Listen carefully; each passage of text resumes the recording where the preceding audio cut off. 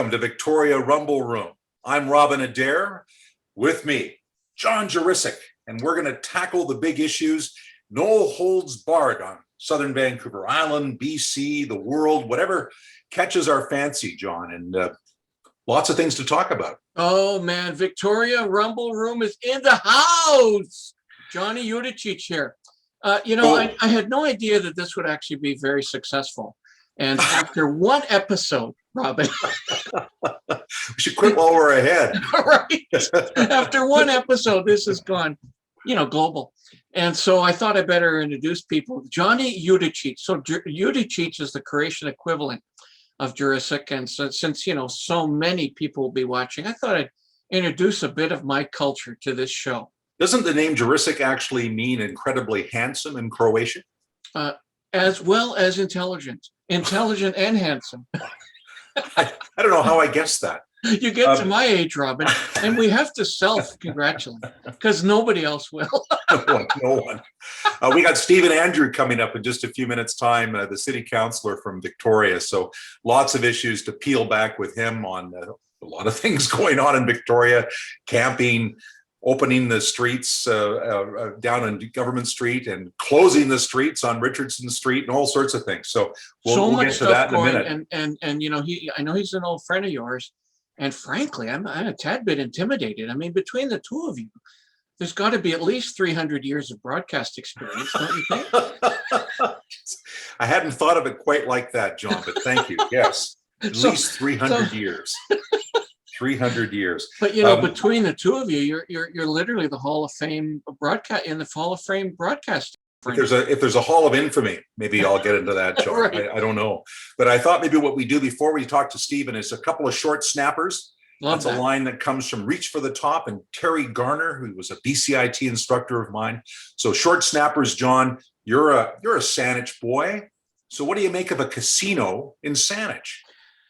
People think a lot of stuff around casinos, like it brings crime. The one in View Royal has been extraordinarily successful. I've even been in there. I've been to several conferences in there. If done right, they work. Great. And it's a way for a municipality to raise money because the only other way they can do it is through tickets from the police and your property taxes. Right. And parking tickets. You think people in Saanich should go for that? Well, yes, I do. I mean, because this notion that it's just a cesspool of crime is wrong. We've had this very successful example in View Royal, and boy, when I've gone in there, literally the only people I see are people with gray hair, retired folks doing stuff. At least they have hair, John. Right. That's right. One of these days I'm gonna, do something with my head, come with a full head of hair, see how our 38,000 people react. Our 38,000 people. That would be great. That's amazing how quickly we've grown. Right.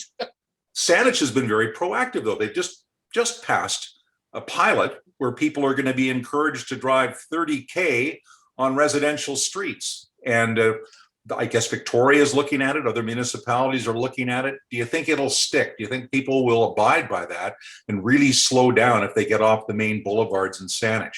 Not sure what the big problem is with this. Like 40, so they're actually going from 40 to 30, okay? And so generally speaking, the way I drive, the way a third party drives that I know, if it's 40, you're kind of at about 45, 50. I mean, that's just the way it is, I think, with speed limits. If you're at 30, you're probably at 40. How can this harm? Like what? What are we in such a rush that we got to, end up going somewhere an extra 20 seconds faster? So what? Residential streets, it'll save lives. Certainly save lives. Well, they don't have a lot of sidewalks in some parts of Saanich, right? That's one of the reasons they're saying they feel comfortable. So if people are walking with their kids along the side of the road, they're going to feel a bit safer if the cars aren't wailing down the street. I don't see any harm in this. I suppose if we went from 40 to 20, but even that, like, if it saves lives, fine. I think if the big highways were adjusting their speed limits, maybe we'd have a problem.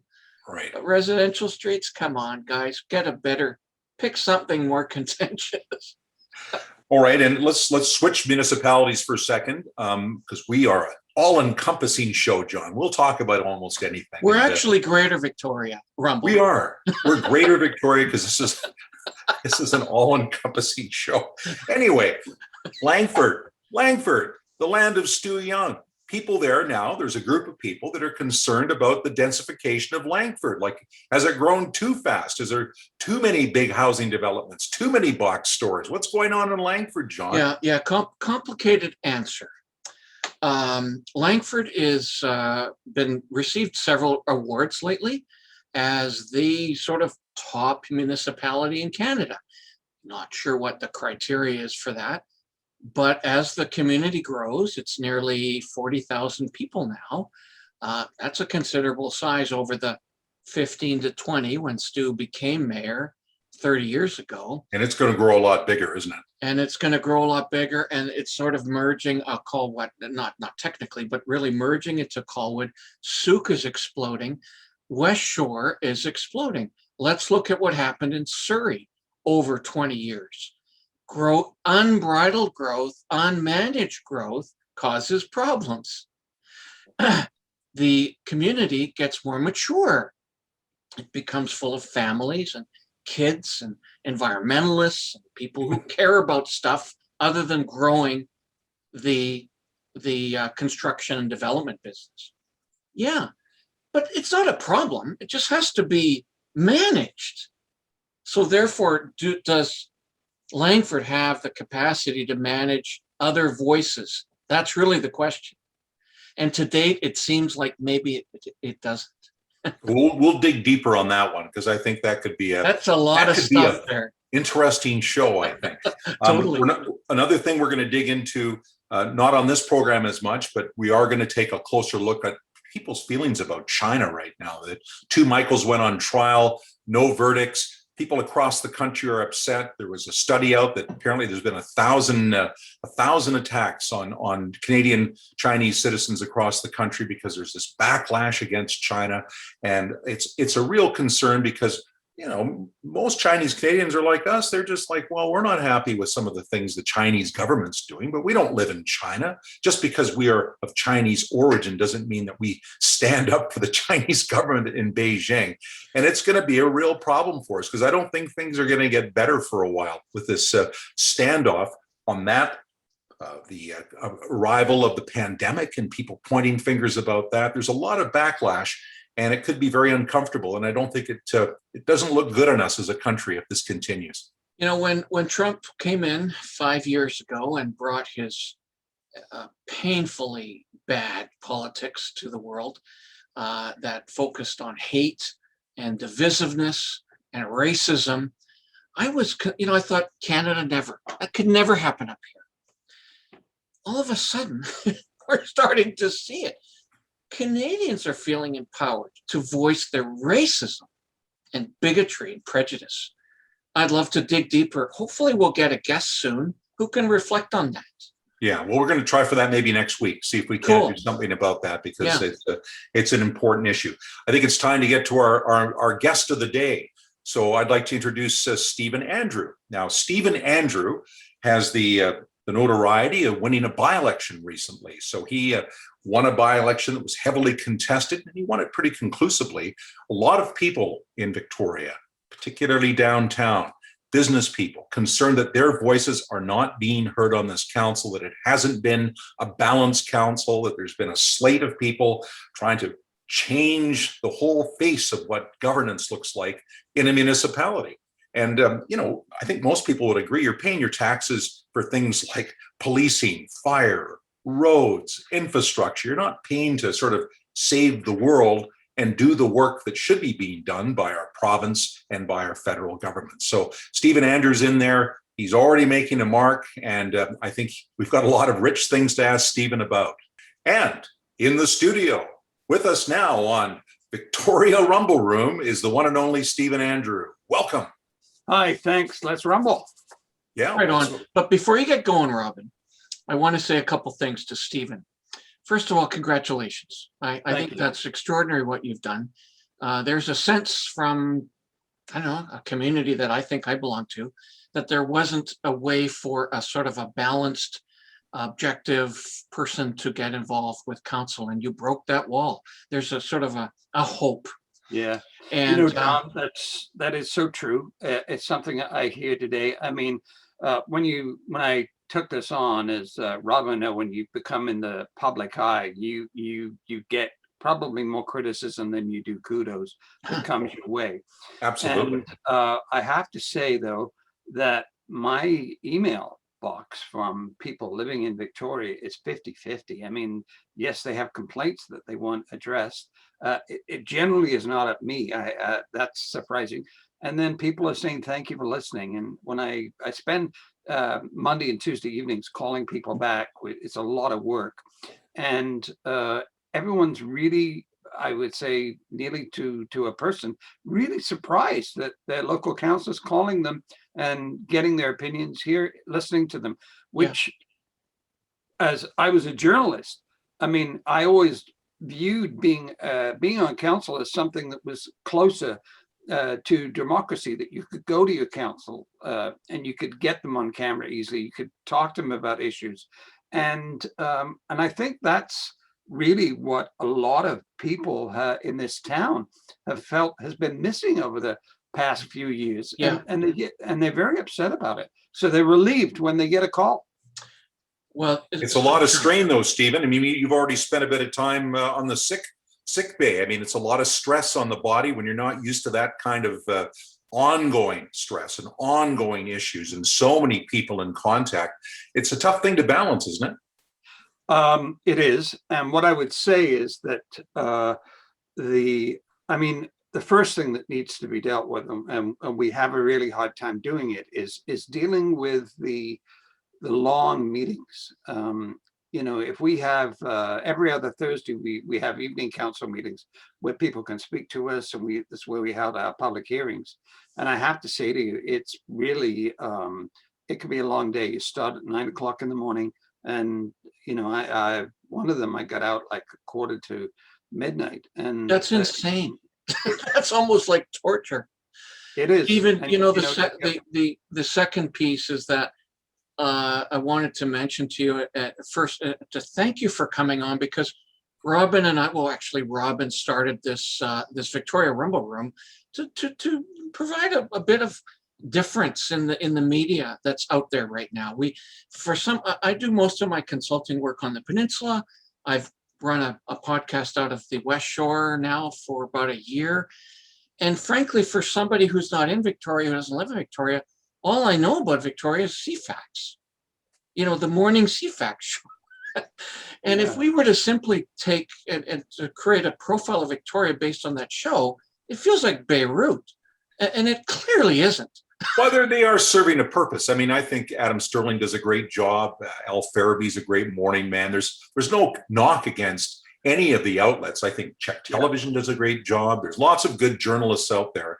I do think there's a niche for something like this where we can dig a little deeper and spend a little more time and hear a little bit more about the people that are making the news, including our esteemed guest. Yeah, exactly. So thank you for those two reasons. Thanks. I would say go back to something that you came on to, Robin, when I was at Shaw. We used to have the opinion panel every week, and that was one of the most viewed programs on the station. And I think it served a great purpose. Wow. So thank you, Stephen, for those excellent show. So again, thanks for coming. Yeah, we both feel that way. Stephen, I do want to get into some issues, and there's some pretty meaty ones. The city has just signed an MOU, Memorandum of Understanding, with the provincial government, David Eby, the Attorney General.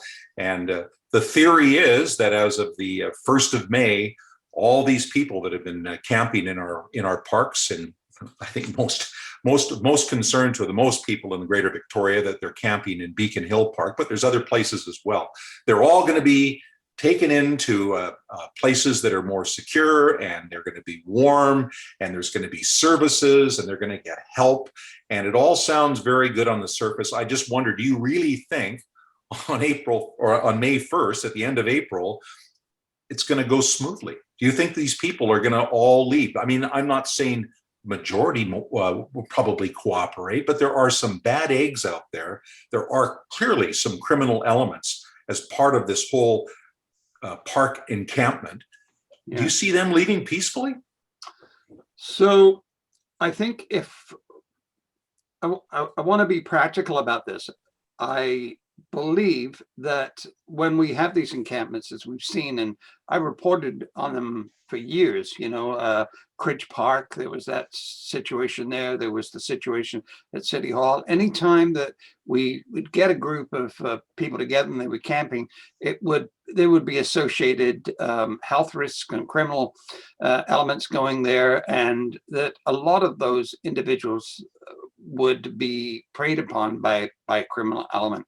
What I would have to say about it is I think that it's going to vastly improve once they're inside, because I believe that they will start to, those that really truly need it will be treated, they will get the help that they need, and we will be further ahead. But there are going to be those that are hard to house, people that, for instance, go in and maybe act up in some of the shelters or whatever locations you put them in. And what happens is they tend to be put on the street. David E.B. has said that that's not the intent, that there's going to be a process. I'm just dealing with that now with the mayor, trying to make sure that we have a process where they can be evaluated. And I think that we need a different system for those individuals that really are. I have a case just today, for instance, where I've been trying to advocate for supports for an individual that clearly needs to be apprehended for a period of time to straighten them out. Well, they got into Capital City Center. That individual had an outburst, which we knew was going to happen, and was taken away by police, and now is in custody at Royal Jubilee Hospital. So those are the ones I think that are going to be difficult. The other ones that I think are going to be a challenge are going to be activists that do have housing, that have gone down to Beacon Hill Park to stake out an issue, and they will be removed. So are we going to get everyone inside by May 1st? I'm going to be a realist and say no, because there's going to be hard to house. But let's deal with the vast majority that we can, and then we will deal with those individuals on a case-by-case basis. And I just looked in the paper this week, and they were saying we've now housed 100 people from various park camping sites, and we've got them housed in facility. And then in the same paper, it was talking about there's been dozens and dozens of people arriving from all over Vancouver Island that are taking those spots. So in other words, we're getting more people in housing and getting them safe, but then there's more people coming in all the time. It's this ongoing process of people coming to Victoria. We have so many services here. I mean, we all want to reach out and help, but I mean, we can't just help them to the point that there's no improvement in the situation. Well, there has to be support. And as we saw yesterday in the government's release, they certainly have come online with the number of housing, purpose-built housing that is going to be built within the next 12 to 24 months. I mean, that's 280 units, and that's going to be a very significant amount of housing to deal with this. But I will tell you that Minister Eby, because I've been in meetings with him, and he is very generous. He listens around the room, and we've identified that there has got to be those supports. If we just take the situation that we're seeing now in the parks and place it just behind a door and think that we've done, as they did when they built 844 Johnson, we are going to get no further ahead. If we are going to put them inside housing and shelters and ensure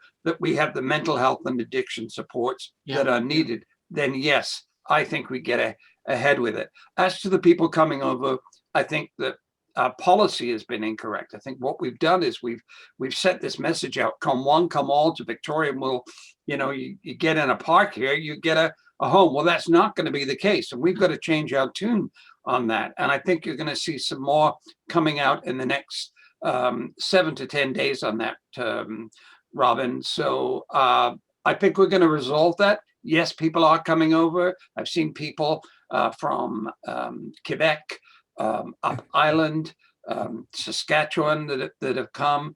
And, you know, I dismiss the social providers and those that act as advocates, but I think they're more activists, saying that that's not happening. It definitely is happening, and we're working towards that. And unfortunately, I can't give you the details on that right now because it's an operational thing. But yes, we're aware of it. Things are going to happen. That's good news. That's good news. And John, I just wanted to mention that I'm an avid reader, and I do follow the other media, and there's been some good reporting. And I heard that was it last Friday? There was a woman that was pregnant on Pandora Street who was punched by a guy. And then the same guy goes down to Wharf Street and punches another woman. And here's at the same time, we want to open up Government Street for the summer and keep it open year round because we want to invite tourists and invite people to come back downtown. But people hear the news about people down there randomly punching people. It doesn't make you feel like you want to race downtown to go shopping. It doesn't. And I'm working on a project right now, which won't be next Thursday. If you pay attention, next Thursday's council meeting, I'm working on some incentives to get people downtown. And I think we are going to, we've got to change the perception. I am not dismissing anybody saying they don't feel safe in the downtown area. When I go and walk around, I'm fine, but I definitely see the deleterious effects of what we've seen in the core recently. We've got to deal with it. And I think part of that is changing the messaging that we have, that we are going to accept this kind of behavior. Well, we're not. Yeah. And I think that, you know, going back to the by-election, and the margin was so great in those that showed up to vote, is an indication that people have had enough and they want something more. They want their community leaders to acknowledge the inconvenience, the lack of safety in the downtown, or the perception of the lack of safety, and they want change. And I think if council doesn't listen, the present council doesn't listen to this, there's going to be a significant change come October 2022. Because if we don't get on top of this, this problem is going to just permeate. And so, you know, I find that if we look at the by-election, and you can pundit all you want on this and say, well, it was repudiation of what's been going on. I don't think those at the table that may have supported that kind of attitude got the message. I honestly believe they think it was a blip, and they're just not listening to the people. That's all I can tell you, because I still get emails like that. A couple of things, Stephen, that I'd like to follow up on this conversation.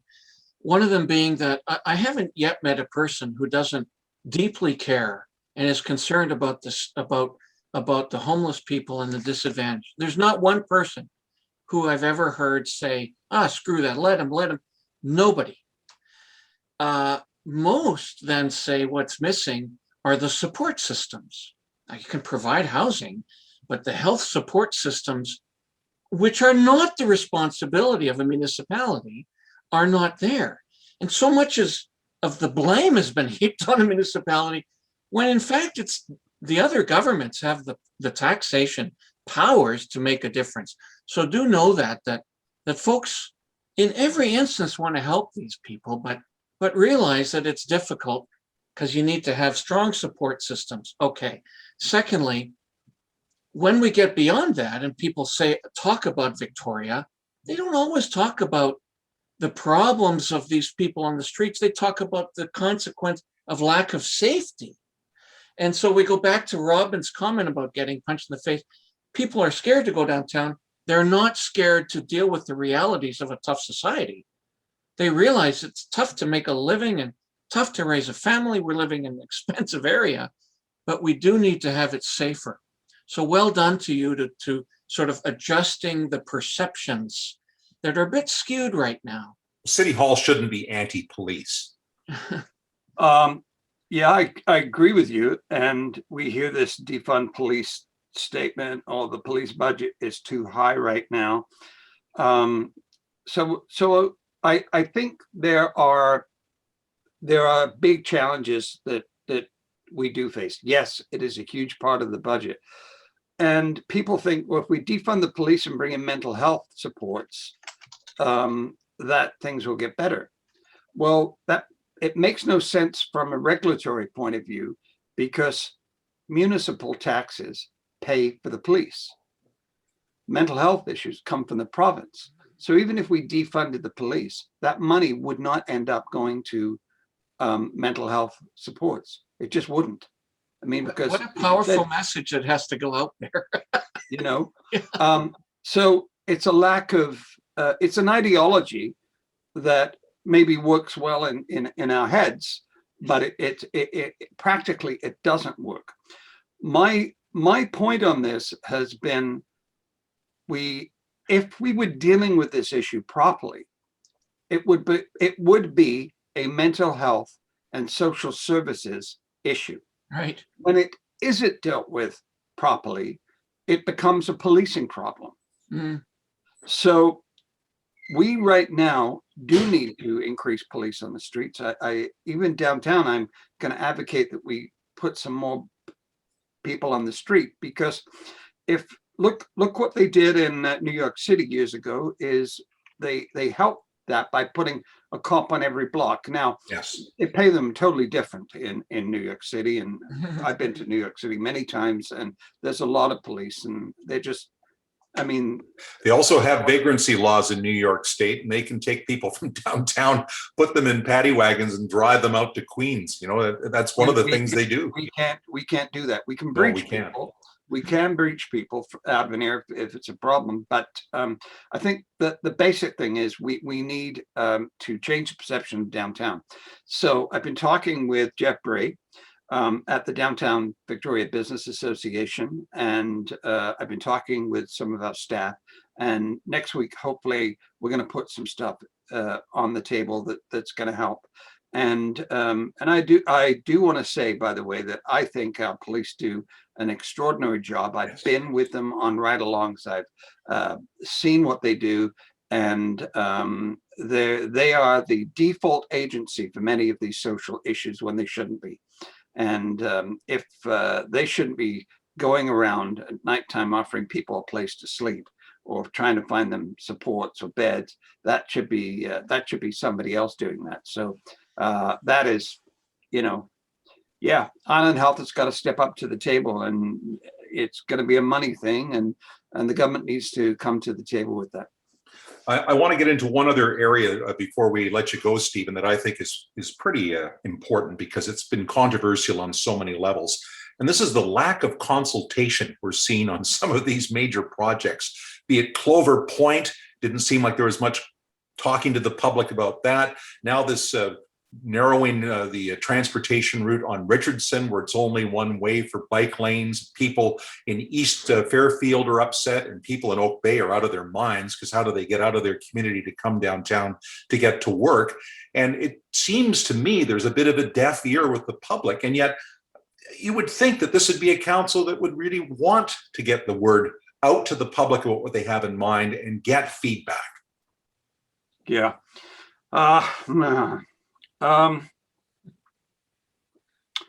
It's difficult to understand that, and I said that there was no consultation on Clover Point, and I will tell you right now, I have about 800 emails in my email box on Clover Point alone. That is significant.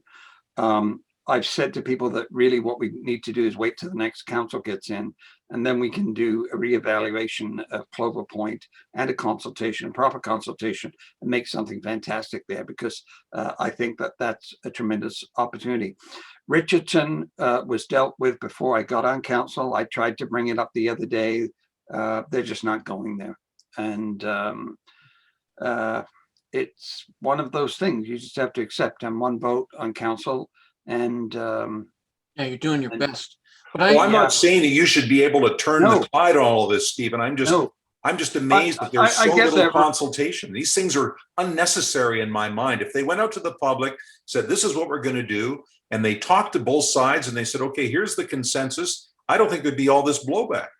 Well, definitely staff said they did a lot of consultation on it, but either we didn't reach the people that we should have reached, or something went sideways. But it is probably one of the hottest issues that I get on the phone or I get on the email. So yeah, I agree with you totally.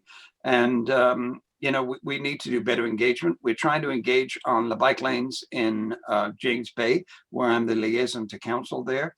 And there's issues on that, you know, whether they will adjust the traffic on Government Street. You know, the owner of the James Bay Inn called me and said, you know, hey, can you come by? I'd like to have a chat with you about this. And he's frustrated. And a number of people are frustrated in James Bay. I have to say, the cycling network in James Bay, I mean, it is not very busy on a lot of those streets. And I cycle now. I mean, I'm happy. Danny and I have a.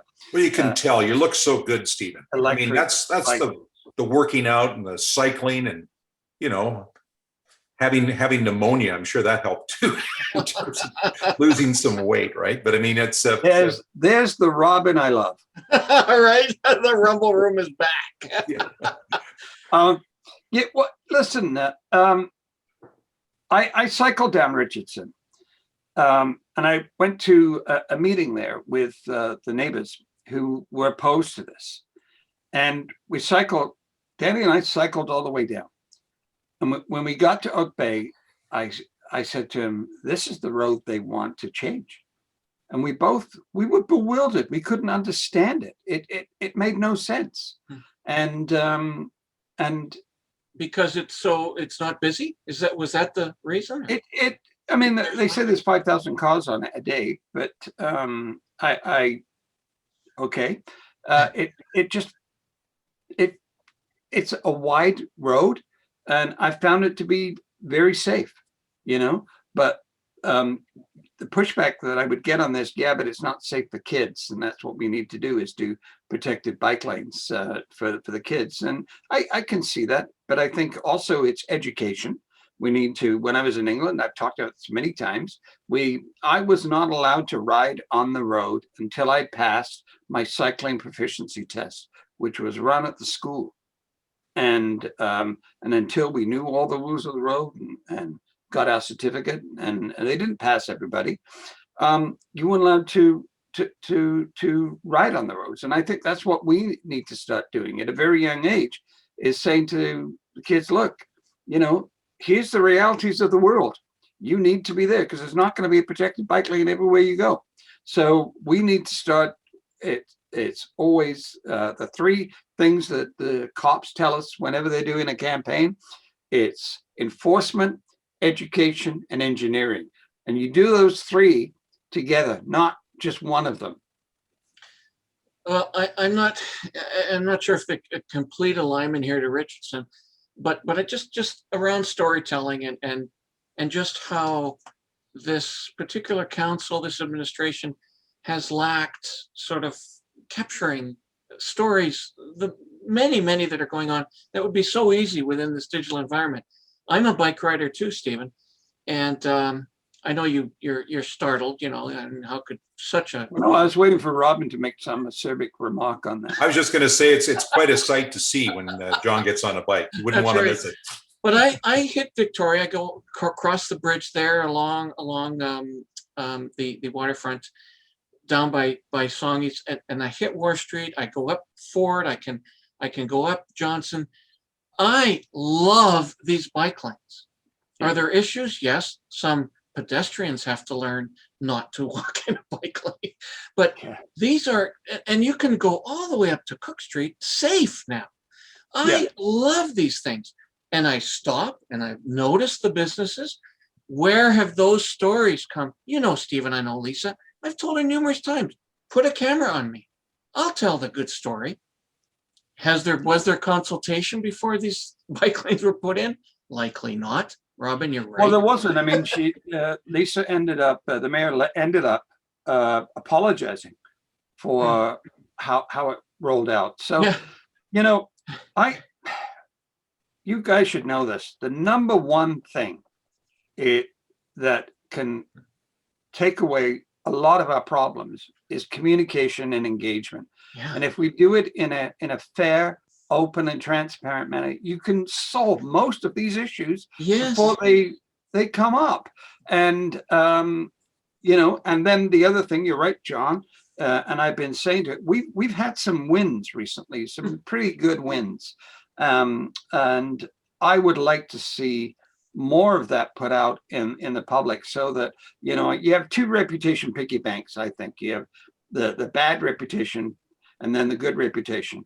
And the trouble is, you want to make sure you got more coins going into the good reputation piggy bank than the bad one. And so anytime anything negative comes out, we need to be saying, you know, 2 or 3 good things that have happened.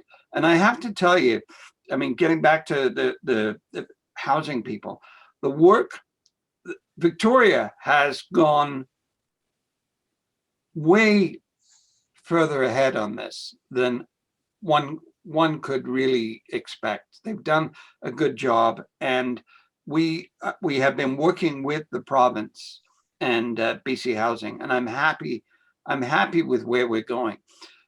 So yes, of course, we've got to support getting these people inside, but we have to do that because we've got to change the perception that our city is unsafe, that you can walk through Beacon Hill Park, that you are not going to have to deal with needles and feces and everything else that's coming up. We've got to change that. And so come May 1st, it's firm. And we are not going to allow 7-to-7 camping. And I intend to go even further with that, is that we have what we called the Adams decision that said, you must allow people to sleep in the park if you do not have enough shelter beds. Well, we're going to get to the point where I think we'll be able to overshoot and have more shelter beds than we have people in the parks. When that happens, I want to make sure that we have a bylaw in place. And it's going to be my job to convince the council that that should be the appropriate thing. No more camping in parks. And we have to get there. But we're not going to get through it through an inhumane decision where we just come down with a bylaw that said that's the way it is and we don't care for these individuals. We're going to ensure that we have proper care and shelter for them. That's the way it's got to be. I guess, and, you know, Stephen, Robin, we're gonna actually have to jump in on this by saying that we're out of time pretty well for this segment, but we so appreciate this point of view. And I'm going to give you the last word. We're going to give you the last word, Stephen. You can make a statement about where you see this all going in the next year. Are we going to have camping again next winter? Are those people going to be back at Beacon Hill Park? Has anything really been resolved? It's going to be resolved for the short term. Is this the turning point that we finally have reached where we're not going to see camping in Beacon Hill Park or other parks in the future? And Stephen, you get the final word with many thanks for being on the show. Hey, thank you. I know that our resolve is no camping in parks. I know that it's an inappropriate form of shelter. I know that the Minister, the Attorney General, and the Minister responsible for housing, David Eby, is as committed to that as we are. And with the memorandum of understanding that Victoria signed with them, that we are going to follow through and make sure that this doesn't happen again. It can't happen again. And we will be on the province's doorstep to ensure that this is dealt with in a fair, equitable manner and where the pressure is not on the city of Victoria. So that's where I'm headed. And I'm just going to hope that the rest of council comes with us. So Stephen Andrew, what a great guest to have on the show. And next week, we're going to have Kevin Singh come on. He's a realtor. He's going to talk about the exploding housing market. And it's just going crazy right now, right in the middle of a pandemic.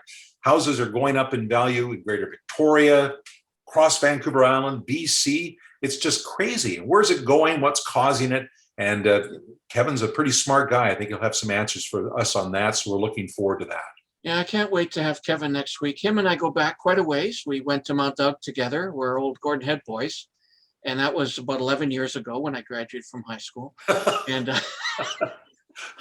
but Stephen Andrew, that's fantastic to get that, hear that voice, to get another voice around what's going on in Victoria. I hope that we will have him again. And I think it's important, if people like this and what we're trying to do, and it appears they are. We've had an explosion of interest in this idea, Robin, that they subscribe to our Facebook site, which is Victoria Rumble Room. Just search for it and you'll find us there. We also have a YouTube site. And like us on the Facebook site. Oh yeah, that's must. You must. We might even bring you cookies if you like it. Okay, I'll take that out. And we have a YouTube site, of course, where we post the videos. You can see really a summation of everything that we're going to be doing in the coming year. And so that's it for Victoria Rumble Room. My name is John Juricic. And I'm Robin Adair, and rumble on.